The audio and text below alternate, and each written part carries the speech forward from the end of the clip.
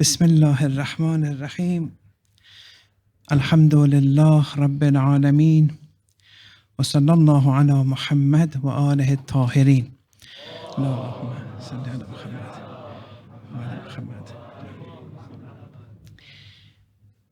Continuing from last night's lecture, and I want to thank the brothers and sisters who are very patient listening to this material, and thank you for the committee at AIM allowing me to speak about these notions.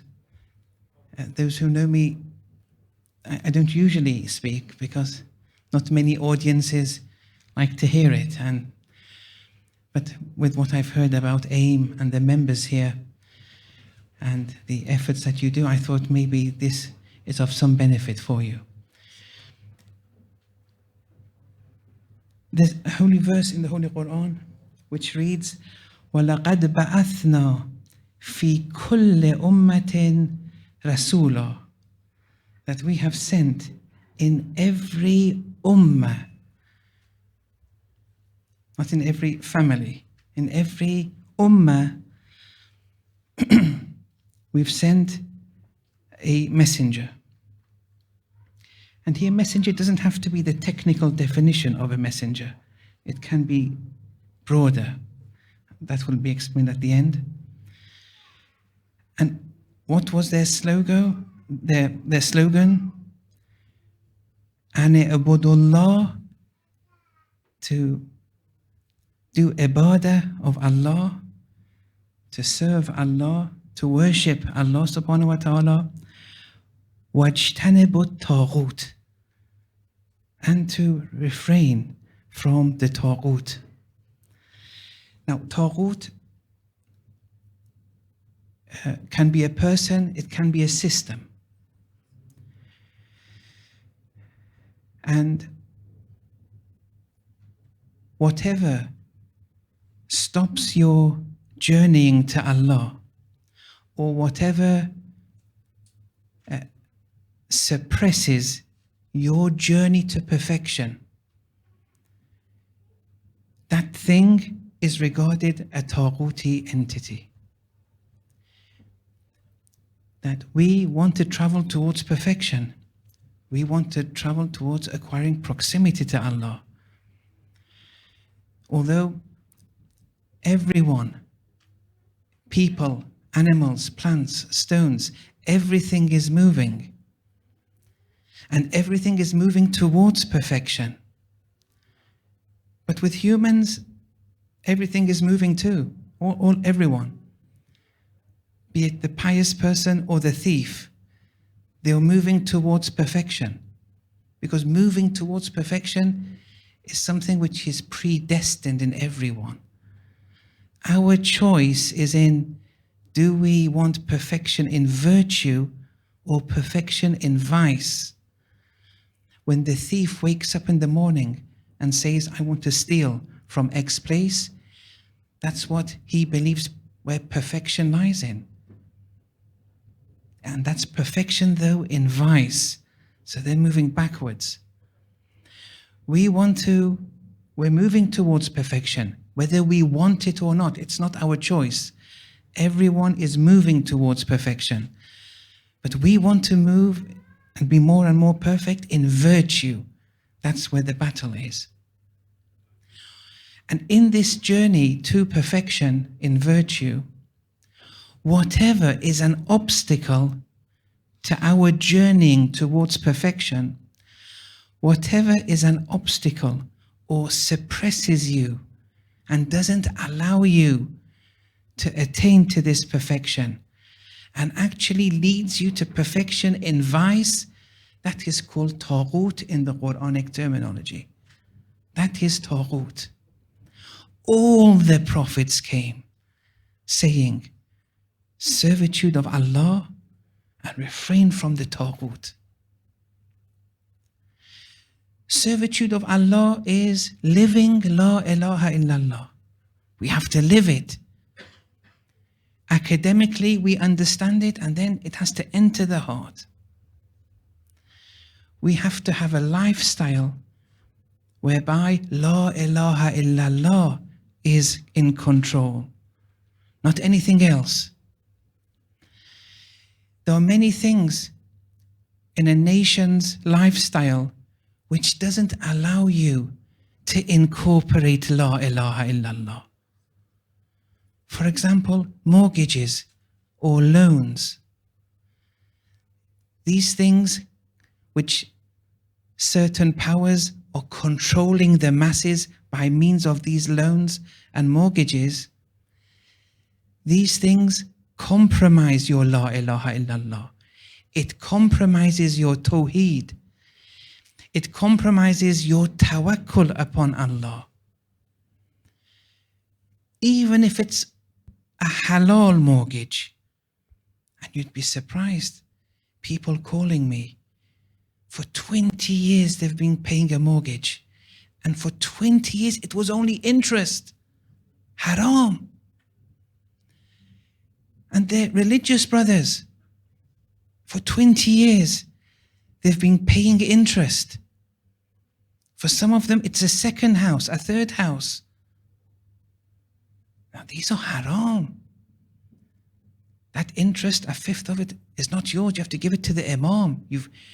It's spending in sin. And when you say, why? Why are you doing this? They say, well, my manager has given a get-out clause. They say it's haram unless if you don't live in a house, the common lay Muslim would see this as belittling for someone of your socio-economic status. Look, and what the manager is saying is correct. And the manager doesn't write these things in his risala because these are exceptions. It is word of mouth. A manager has said it, more than one. And then once it spreads virally, you see millions of Muslims. Yes, this is belittling for me. I have to get a house.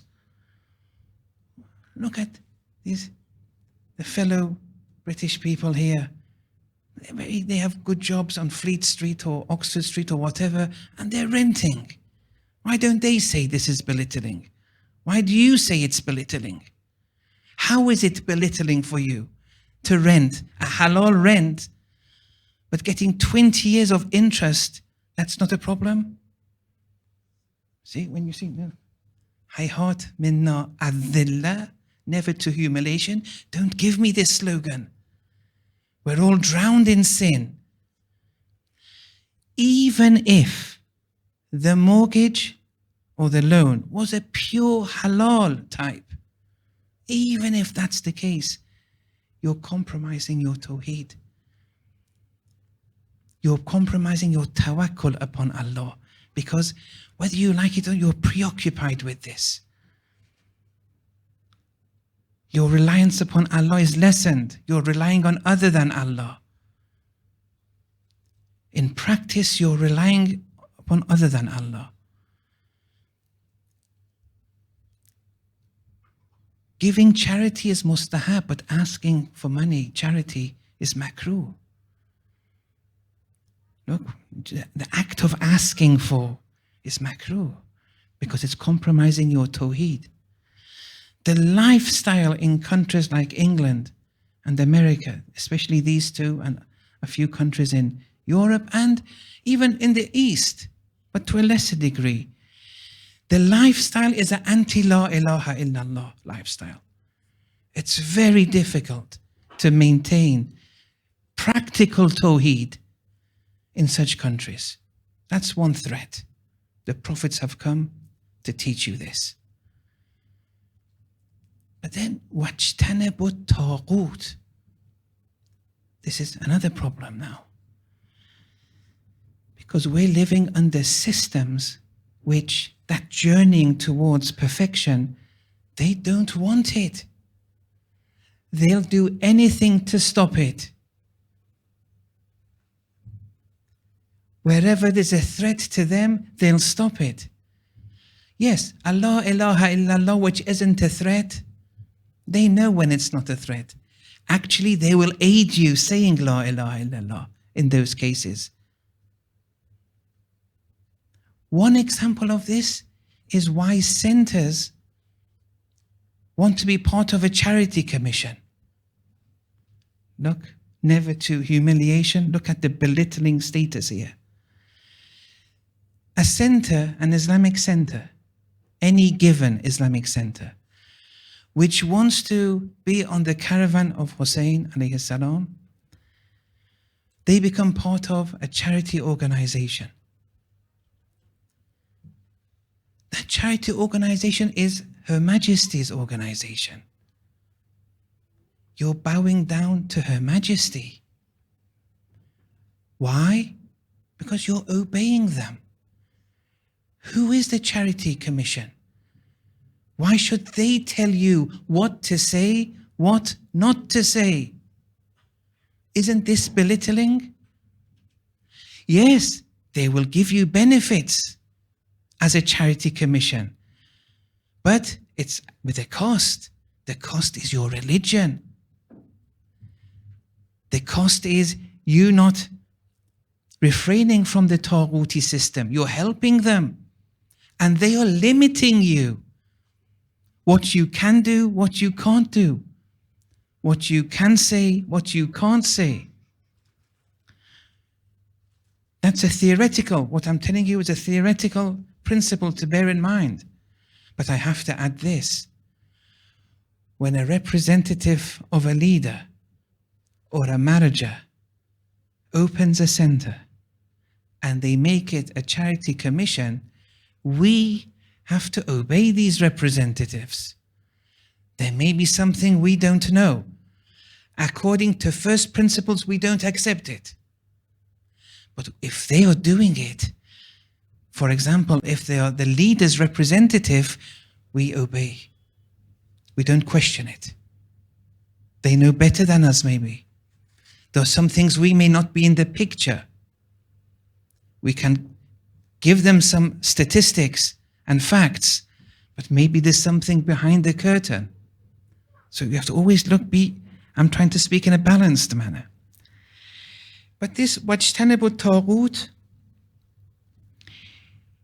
if you accept what the taghut is controlling you with, in the language of the Quran, whenever you accept a taghuti instruction, thus as a result, it suppressing your journeying to perfection, in the language of the Quran it says, you're turning back on your heels.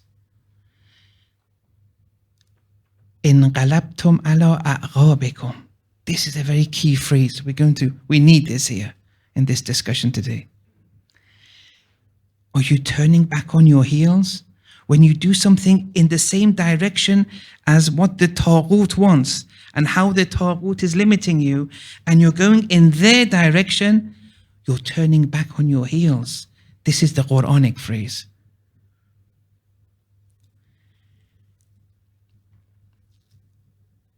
When you look at the Holy Quran, all the prophets, they fought against oppression. They fought against suppression. This was never compromised. It was on a par with, look, when it says, do ibadat of Allah, and then it says, refrain from Taghut. The exegetes of the Quran, in verses similar to this, they do raise interesting points. Where in the Quran it says, for example, worship Allah and display benevolence to your parents. They say, look, this displaying benevolence to your parents is on a par with Tawheed.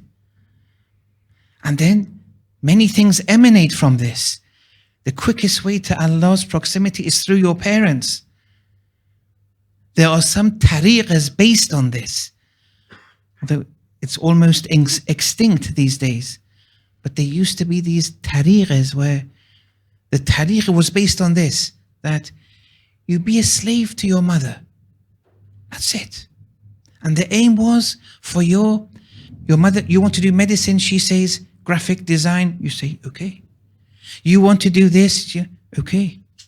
You want to marry this one, she's married this one. You say, okay. Although look, this is a tariqah, you need a mentor. It's not just nilly-willy anyone. To enter such a tariqah and then to find a mentor, then the mentor gives you such a permission, whether you are able or not to do such a thing. But the aim is to eliminate your ego. Whatever your mother says, unless she's asking you to sin, well then you refrain. Now, I'm not saying for you to have this tariqah, but at least when you know it's a way to Allah, try to be as lowly as possible before your parents, wherever it's feasible. But be rest assured, if you do, your fate will be guaranteed. Whether your ego will allow you or not, that's another matter. But anyway, benevolence towards one's parents is on a par with Tawheed.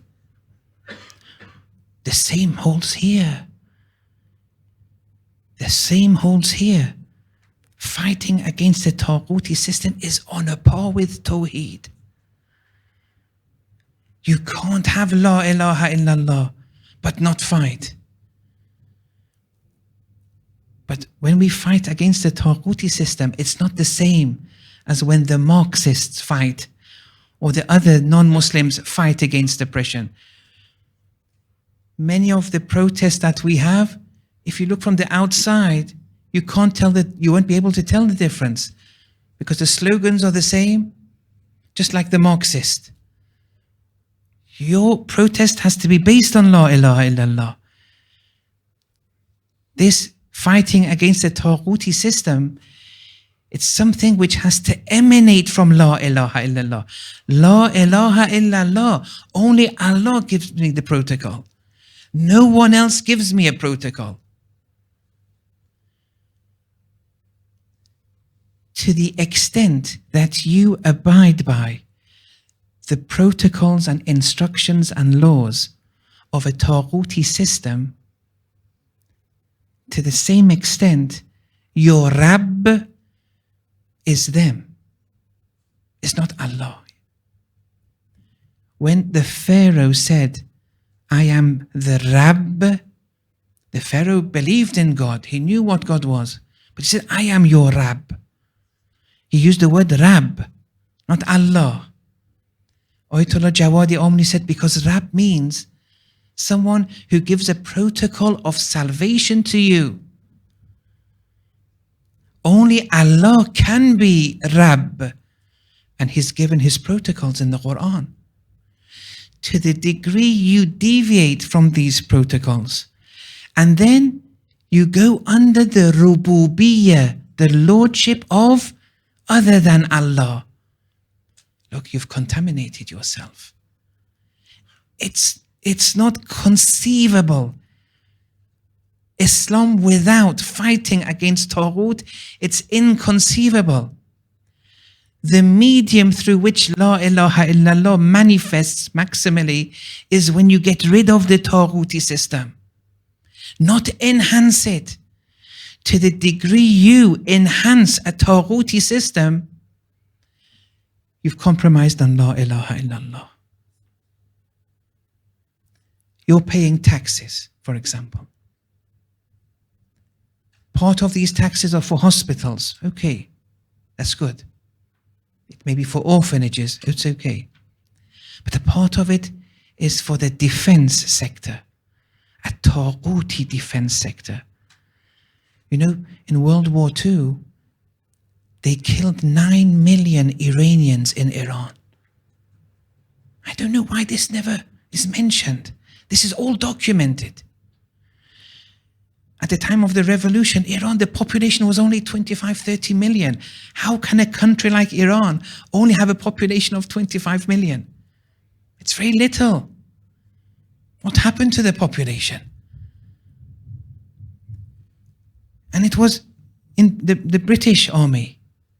They were occupying Iran. They wouldn't let the common people, the villagers, have any access to food, even the food of animals. They wouldn't do it. This is how they control. And if they can, they'll do it again. It happened in Bangladesh too. if they can, where Islam is a threat, they'll get rid of it. If they can, they'll get rid of it. You can't do something which enhances the Taghuti system. This defense sector is killing the Yemenis, the Palestinians. It's your money too. What are you doing about it? Is this correct? Isn't this enhancing the Taghuti system? Education-wise, what are your children being taught? In what environments are you allowing your children being taught? Slowly but surely you're losing them. Are you free to speak against many of the atrocities against Palestine? Amongst yourselves you mention it, but can you go out to the people and really propagate it? Will they let you? Wherever there's a threat, they want to get rid of it. Look, don't get me wrong. Your fellow Brit neighbors, yes, you're an ambassador for Islam, be good to them. Like them, love your neighbors. Wallahi, it's good to be good with your neighbors. No one is against that. We're talking about something else. At least be an ambassador to Islam in this other area where you fight against the Taghuti system. Otherwise, if you're silent, it's a sin. Without a doubt. So you have to compensate. If you're paying X amount for the defense sector of your taxes, if it's £1,000, you give £2,000 to a good Islamic cause. Analyze, evaluate what you're doing wrong. Yes, the marja will say you have to obey the law of the land. The marja is speaking from a fiqhi point of view. Fiqhi point of view is the letter of the law. It's a bare minimum. The marja may say you can eat a lot. Do you have to eat? You can buy many houses. It's jayez. Do you have to buy them? You can have 4 wives. Do you have to do it? They're giving the red lines. You have to also have a marja in the tariqah, not only in the sharia. You have to grow. You have to spiritually grow. As I said, Shimr, he was very abiding by the sharia, but he failed in the tariqah. Is this fighting against the Taghuti system is important? If you're not doing it, there's something wrong. Even these processions are of limited value. When you have something controlled and monitored by Her Majesty's police forces, what can you expect from such a procession? Why even do a procession under their control? Why don't you be active outside their control? Look, don't get me wrong. Violence has no place in Islam. This idea of killing innocent life, putting bombs and this is nothing to do with Shiism. It's always wrong. But you have to do something which hurts the Taghuti system. And it has to be something which at the same time you are growing closer to Allah. But when they are satisfied with you, what's the point? As long as you are like sheep, controlled, you're all in debt, you all have mortgages, you have these jobs, you lose your job, you lose the mortgage, you lose everything. As long as you're under their grasp, what hope is there? Imam Hussein said, those who are in debt, this is not the place for you. Go back to your families. Because you can't succeed. Those who are with me, they are the refined ones, the pure ones. This Taghuti system we have to fight. It's something all prophets did, and they voiced their oppression, they voiced their anti-oppressive stances. They always voiced it. Even when the Holy Messenger would make a treaty with the kuffar, the environment was such that said, you are kafir and an enemy. We are Islam, but because of a maslaha and for the best interest, temporarily we'll make a deal with you. Not to make a deal with Her Majesty's government in a manner that we're friends. This is polluting you. You can't be friends with such entities. You can't make a deal as a friend with them. If it's necessary, it's necessary, but you have to always say, you are in the wrong. Not to hide this enmity against the enemy. All the prophets would go against oppression. Chapter 346. وَكَأَيٍّ مِّن نَبِيٍّ قَاتَلَ مَعَهُ رِبِّيُّونَ كَثِيرٌ. How much of a prophet there was that fighting with the prophet, accompanying the prophet were godly people, a lot abundant godly people. They would fight with the Nabi against oppression. We have to become godly, and we have to fight with the wali of our time against the Taghuti system. This is a clear instruction. I'm not exaggerating or anything. فَمَا وَهَنُوا لَمَا أَصَابَهُمْ فِي سَبِيلِ اللَّهِ. They never lost assurance due to what they were afflicted with. Whatever they encountered, the godly people who were with the wali of their time against oppression, they would never lose assurance. They would encounter a lot of obstacles, but they would never lose assurance. They're on the right side. This is our duty, even if it leads to our death. وَمَا ضَعُفُوا. They would never weaken. وَمَا اسْتَكَانُوا. They would never submit. Look how much we're submitting to the Taghuti system. This paying of taxes is a form of submission. Okay, submitting with the traffic laws, that's a good thing. You have to drive properly on the streets. But what about the negative things that you're submitting to? That's not acceptable. It's not acceptable. You can't submit. Once you submit, it's game over. And the Quran explains why. Wallahu yuhibbus sabirin. The same verse. Allah loves the patient ones. Who are the patient ones? وَبَشِّرِ الصَّابِرِينَ الَّذِينَ إِذَا أَصَابَتْهُمْ مُصِيبَةٌ قَالُوا إِنَّا لِلَّهِ وَإِنَّا إِلَيْهِ رَاجِعُونَ. The patient ones are those who, whenever they encounter a burden, they grow and encounter it through this burden, through Tawheed. Look.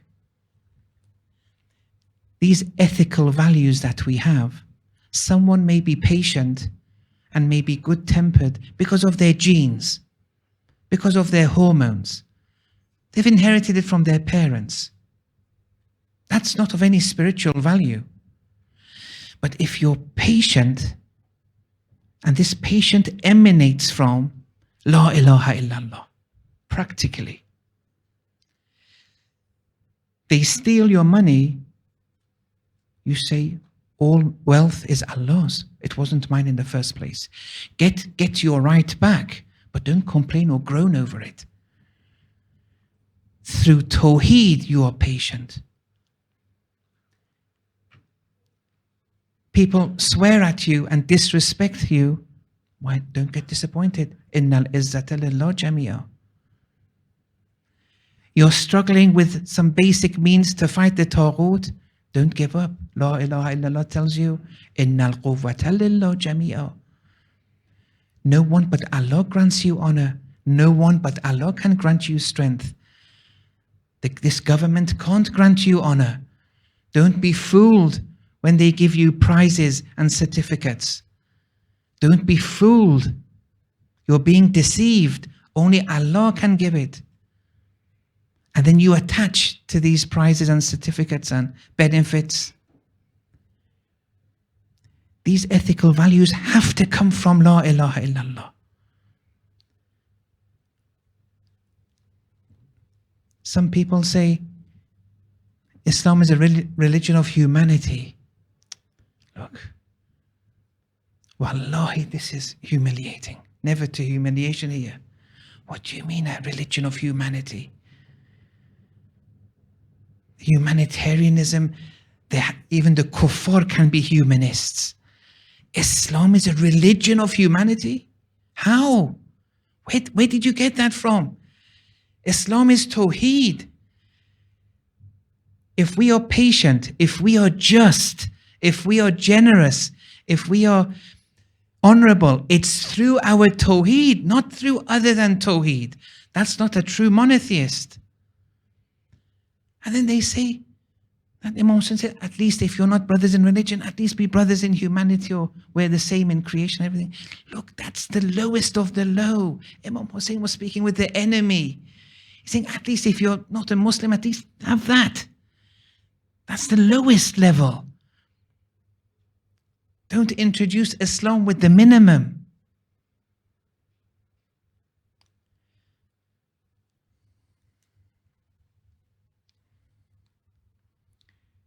So, Allahumma salli ala Muhammad wa ala Muhammad. Wa mastakanu, and they don't submit. Wallahu yuhibbu sabirin.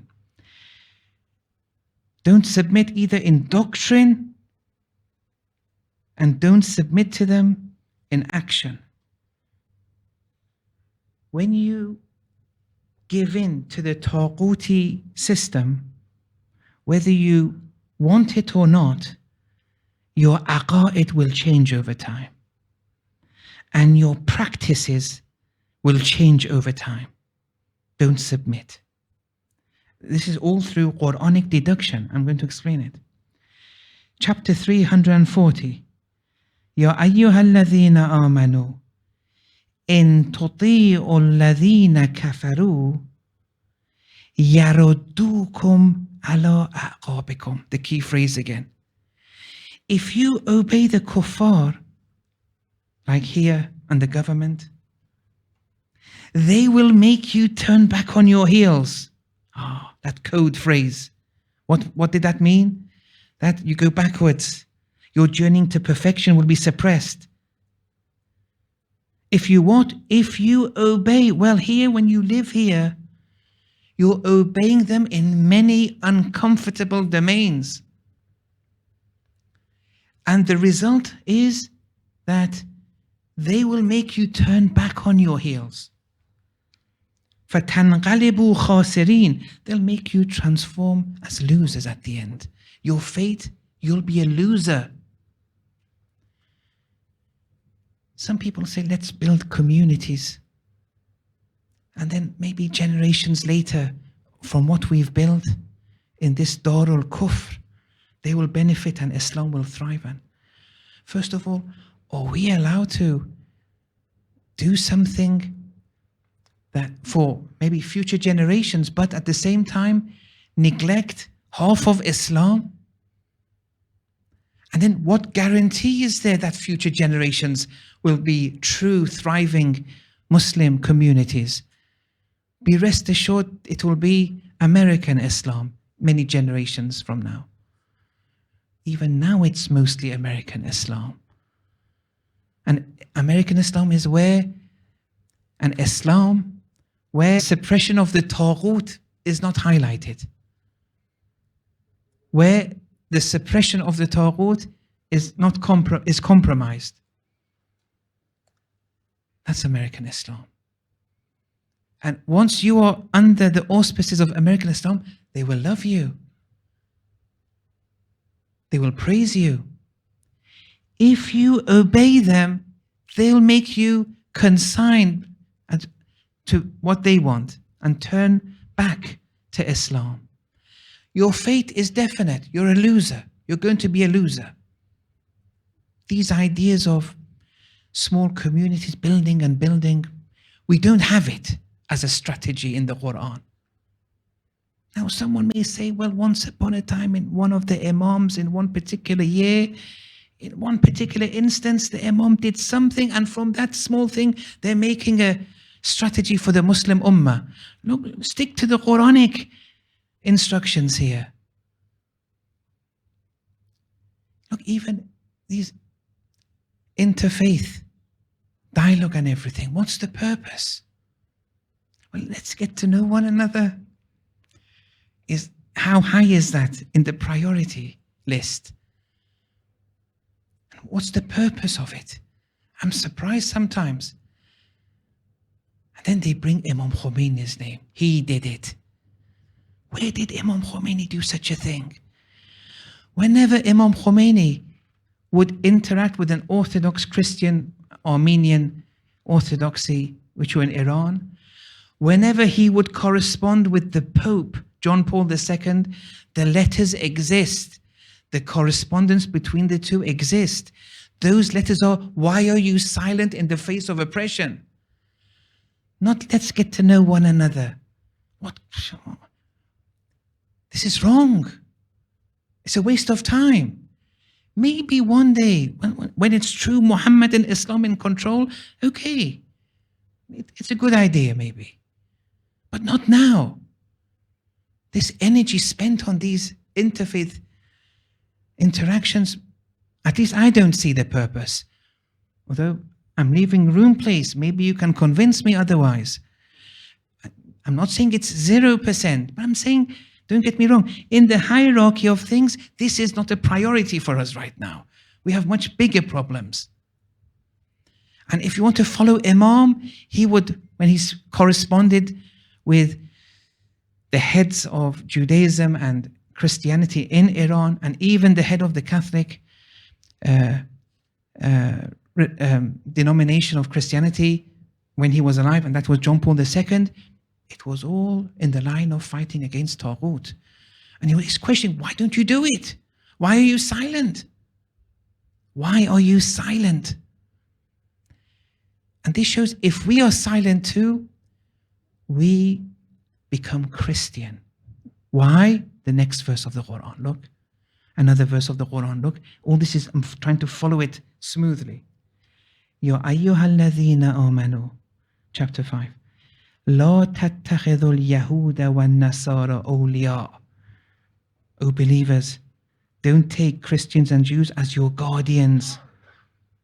Right now, you're under the guardianship of a Christian rule or a Jewish rule. Now, these are just two examples. It can be any other rule. Don't be under the guardianship of a non-Islamic rule. Ba'duhum awliya or ba'd, some of them are guardians over the others. Now look at this phrase. وَمَن يَتَوَلَّهُم مِنْكُمْ, those of you who submit to them, those guardians amongst you, those who submit to them, فَإِنَّهُ مِنْهُمْ, they'll be one of them. You'll be a Christian then. You'll be a Jew. What's the fate if you're one of them? إِنَّ اللَّهَ لَا يَهْدِي الْقَوْمَ الظَّالِمِينَ. Allah won't guide the wrongdoing people. Now go through the Quran and look at this phrase that Allah doesn't guide the wrongdoing people. Here it was you submitting under their guardianship and becoming one of them. In chapter 61 verse 7, وَمَنْ أَظْلَمُ مِمَّنِ افْتَرَى عَلَى اللَّهِ الْكَذِبِ, those who invent kadhib, falsehood about Allah, who is more unjust than one who does this, who invents falsehood about Allah. Look, and then it says, whilst وَهُوَ يُدْعَى إِلَىٰ al-Islam, whilst they're invited to al-Islam. This is very, very important. And then it says, وَاللَّهُ لَا يَهْدِي الْقَوْمَ الظَّالِمِينَ. You're being invited to al-Islam. Inna dina indallah al-Islam. We only have one religion. It's al-Islam. From the beginning to the end, there's only one religion. We don't have two. There's no mention of Judaism in the Quran or Christianity. They speak of Jews and Christians, but Allah never acknowledges Judaism, Christianity. It doesn't exist in the Quran. We have Islam. And Nabi Musa brought Islam. Nabi Isa brought Islam. Nabi Muhammad sallallahu alayhi wa sallam brought Islam.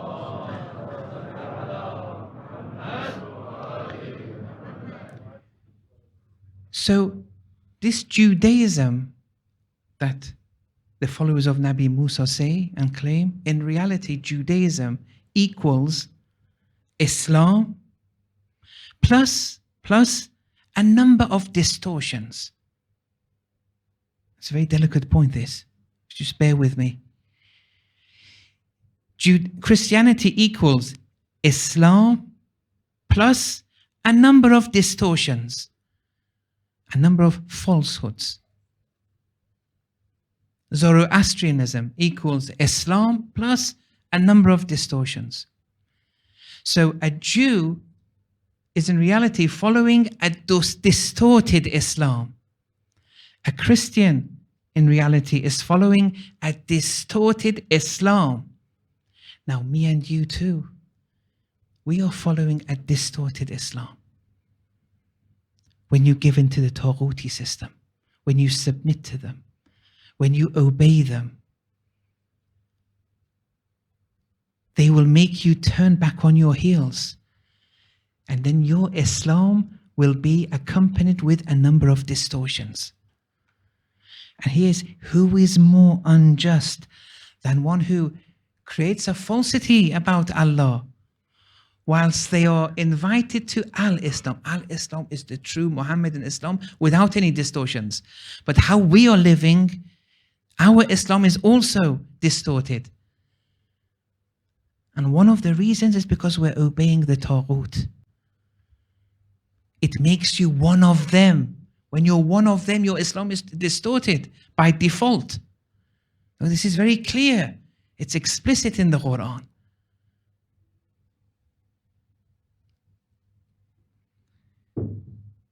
Now, some people may say, so what are the solutions? No, I don't pretend to give any solutions here. And I'll just give you a few general principles. One of the most important solutions that you have to do is to migrate. Is to migrate from here. Now, thank you for being patient with me. I know many of you inside are a bit disappointed about all this. And I respect that. Thank you. But look at this verse now. It's in relation to the wrongdoers who are in hell. The angels see them, and when they're taking them to hell, the angels say, قَالُوا فِيمَ كُنْتُمْ. In what circumstances were you? Why do you have such a state? Didn't you have a warner? It's a verse in the Quran that, didn't you have a warner? Was there no one to warn you? What on earth is this state? They're inmates of hell. قالوا, they will reply, the wrongdoers, كنا مستضعفين في الأرض. We were one of the suppressed ones. Mustad'af. Mustad'af is one whose journeying to Allah has been suppressed. You here, for example, your journeying to Allah has been suppressed. Now you may say, no, actually, we're even closer to Allah here than back home.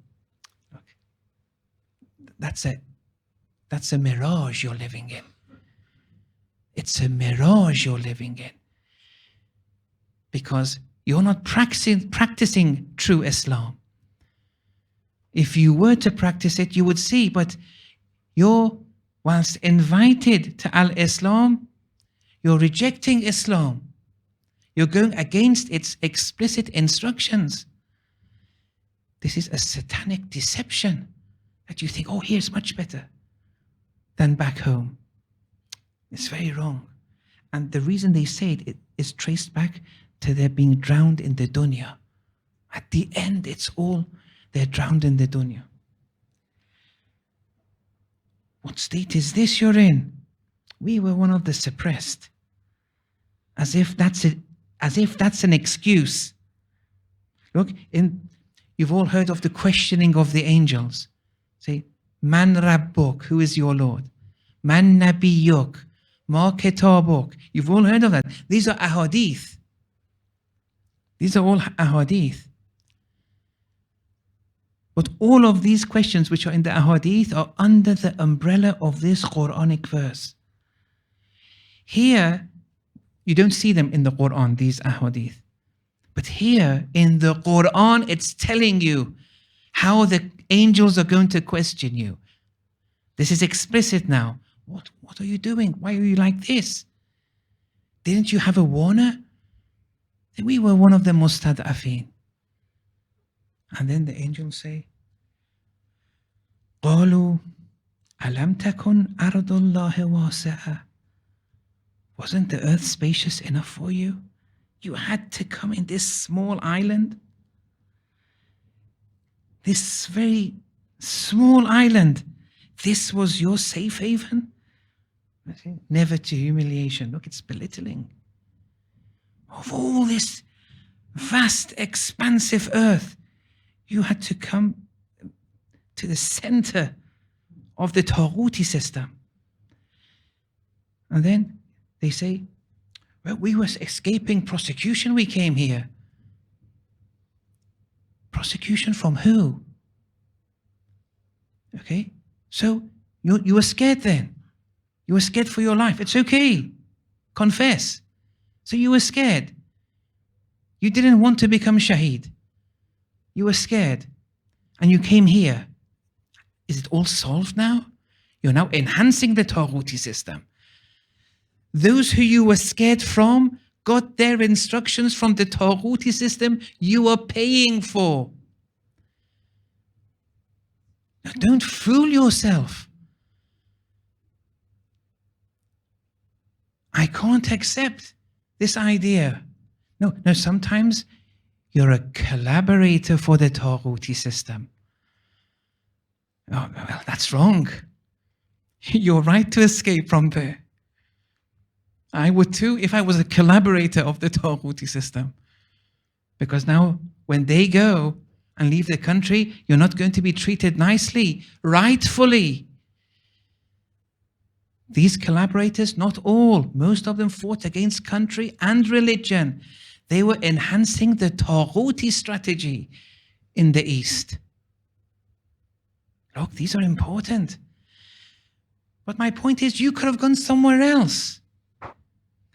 Even in Saudi Arabia, if you can go and live there, it's better than here. Look at it as a hierarchy. The Saudi government, do they do anything without Her Majesty's permission? Do they do anything without the Bidens and the Trumps? Look at it as a hierarchy. Who is on top? It's easy to say Saudi Arabia is corrupt and everything. Yes, but it's rich from you in this country.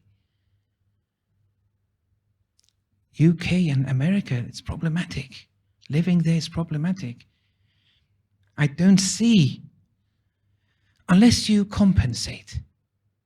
But compensating is difficult. It's very difficult.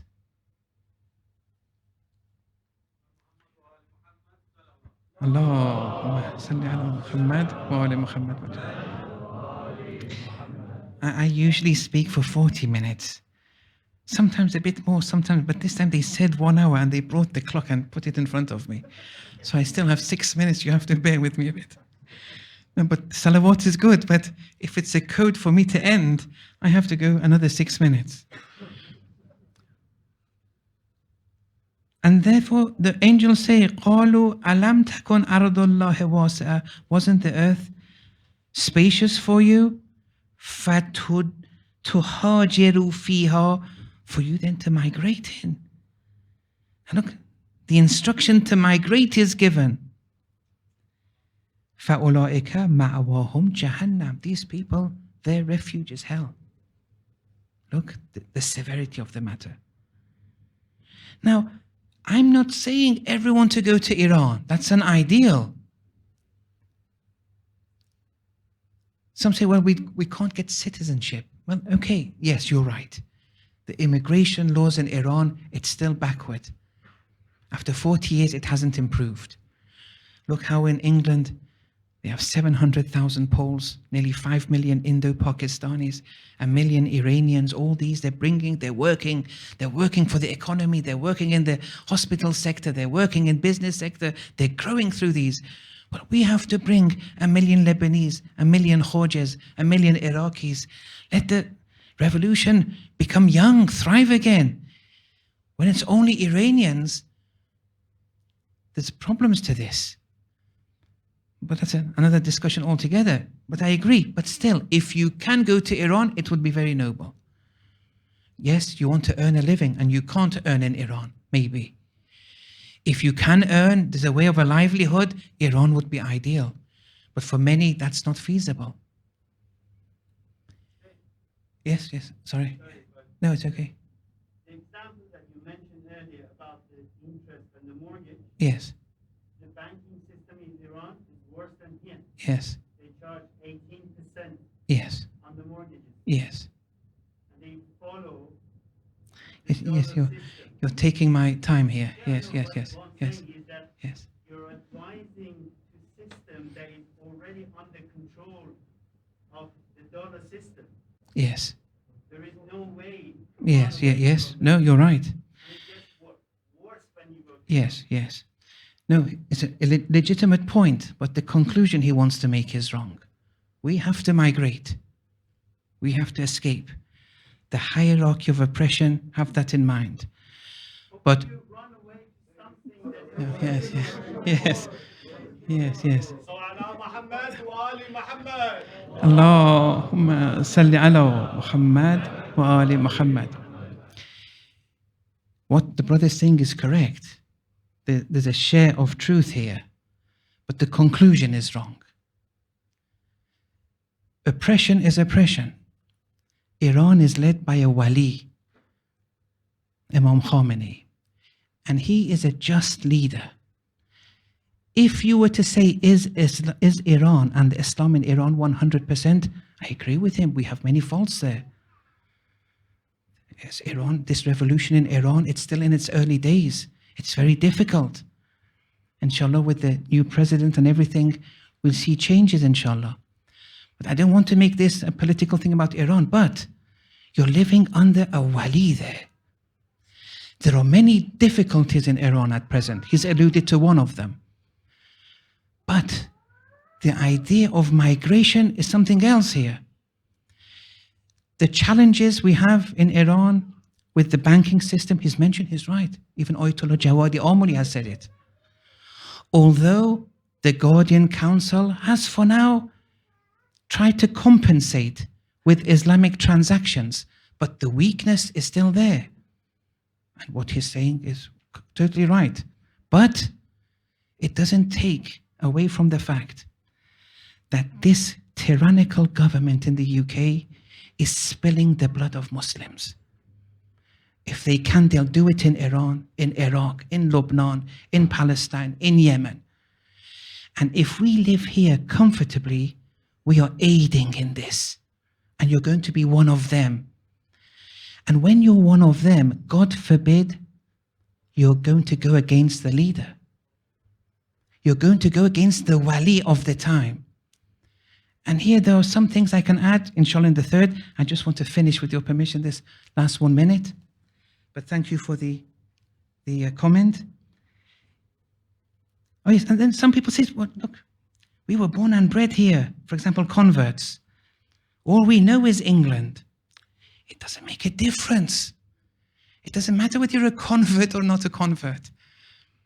When dhulm is being done, when oppression is being done, why do you want to aid it and enhance it? That's not a justification. You too have to migrate. But if not Iran, go to Iraq if you're Iraqi. Go to Pakistan. Because at least in Pakistan, with all the troubles, I'm looking at Pakistan as a lesser problem than UK and America.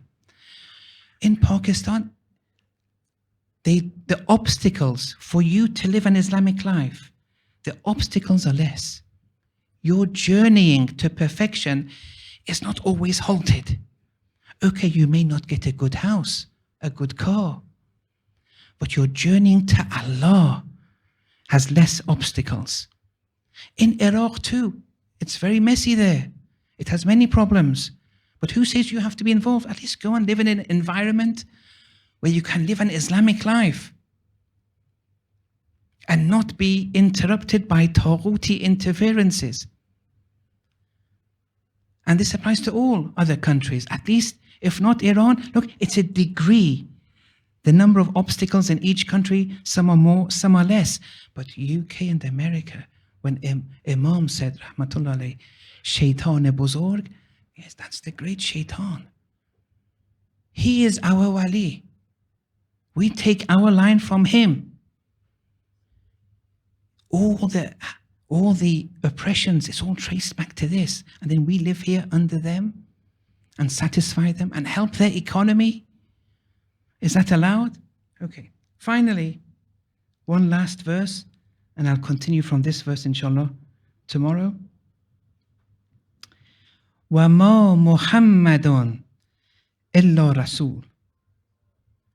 That Muhammad sallallahu alayhi wa sallam is Allahumma salli ala Muhammad wa ala Muhammad. This is in line of what's the solution. The Holy Prophet is a Rasul, a messenger. قَدْ خَلَتْ مِنْ قَبْلِهِ الرُّسُلُ. And before him there came messengers. أَفَإِن مَاتَ أَوْ قُتِلَ إِنْ قَلَبْتُمْ عَلَىٰ أَعْقَابِكُمْ. The key phrase again. Look, turning back on your heels. If the Prophet dies or is killed, will you turn away? Would you turn your heels against? Turn back on your heels? Look, this is a code. If the Prophet, the Rasul, was to die, would you turn back on your heels? I.e., go the Taghuti system again? Not go through U'budillah and Wajtanibu Taghut just because the Prophet has died? Or no, does Islam have to be enforced? Sardar once said, Islam is more important than the Prophet. Islam is Islam. If the Prophet dies, Islam has to continue. You turn back on your heels just because the Prophet has died. This is in the Battle of Uhud, but it applies today even. Okay, now from this logic, very humbly, if you don't accept it, don't panic. This is a personal observation. With the same logic, as a follower of Ghadir Khum, this verse can be rephrased in another way. Like this. وَمَا مَهْدِيٌّ إِلَّا إِمَامٌ. The Mahdi is but an Imam.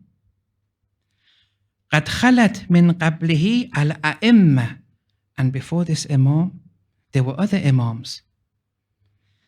أَفَإِنْ غَابَ. If he was to go into occultation, إِنْ غَلَبْتُمْ عَلَىٰ أَعْقَابِكُمْ. Will you turn back on your heels? Look, there are many Shias, but in the Batini sense, they're Sunni. There may be many Sunnis, but in this aspect, they'll be resurrected Shia, partially at least. Now the next line, continuing from the same logic. وَمَا خُمَيْنِيٌّ إِلَّا وَلِي.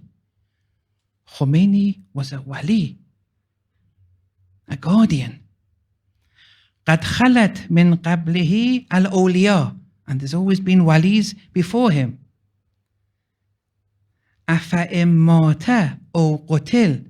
If he was to die, or if he was to be killed, انقلبتم على أعقابكم. Many people say yes. They're ready, they'll turn back on their heels. They won't accept it during the time of occultation. And this is the greatest trap in enhancing the Taghuti system. And we have to follow a wali. And there are protocols for this. There are methods for this. Inshallah, we'll continue tomorrow, inshallah. Wa sallallahu ala Muhammad wa ala Tawheed.